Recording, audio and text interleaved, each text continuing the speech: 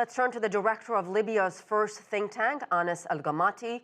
He joins me now live from London. So, Anas, we've got the UN-recognized government in Tripoli blaming General Haftar and his Libyan National Army. Haftar blaming shelling by government forces.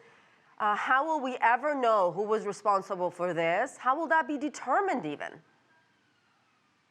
Well, it should be fairly simple. There should be an investigation that is conducted along international lines, looking at which aircraft left from which base around Libya. It could be from the west of Tripoli, from Al-Wutia Air Base. It could have also been from Al-Khadim Air Base, but it could also, as they've said, it could be from a GNA Air Base. But logically speaking, I don't believe that the government of national accord would strike its own detention center, its own military facilities, and its own security barracks. I don't think it would do that. So logically speaking here, it makes sense because, number one, Khalifa Haftar has opened up a new operation called Operation End of Treachery.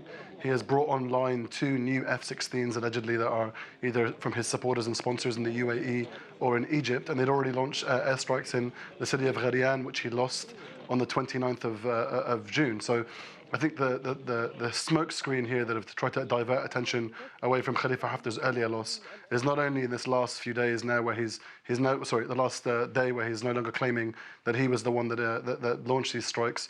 Well, I guess, again, it could be an international investigation, but that's only part of the story. The real story is, if he is found guilty of war crimes, or if the investigation does constitute that he was involved in this airstrike, then we need to be able to draw that line very clearly, because Khalifa Haftar's forces in the east of the country were under investigation by the ICC for war crimes committed there in the Benghazi campaign, also in the Derna campaign, where he displaced around 100,000 people from Benghazi. A quarter of the population of Derna are either dead, in jail, or displaced.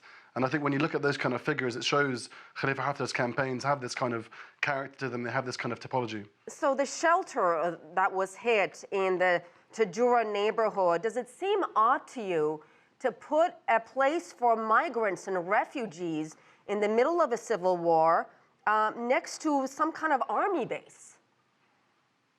But it wasn't created during the civil war, and it wasn't put next to a military base. The complex that is inside Tajura is an old industrial zone. It's the campsite for a armed group, a security provider called the El-Daman Group, which is the counter-migration force. So naturally speaking, they need to be in proximity of the facilities that they're supposed to be keeping secure. That's their job. It comes as no surprise to either Khalifa Haftar or to the UN-backed government in Tripoli, or to the citizens of Tripoli, which know that location very well. And Khalifa Haftar made a judgment call. He could either try to strike that group, which he believes is a legitimate target, and risk the lives of 40 migrants that were killed today, or even the numbers could be larger by tomorrow, or he could kind of show some restraint. But to show restraint, he needs to fear sanctions.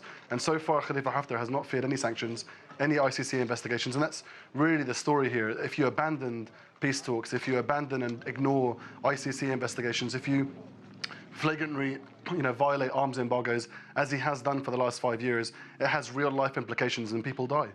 All right, we'll have to leave it there. Anas El-Gomati, thank you.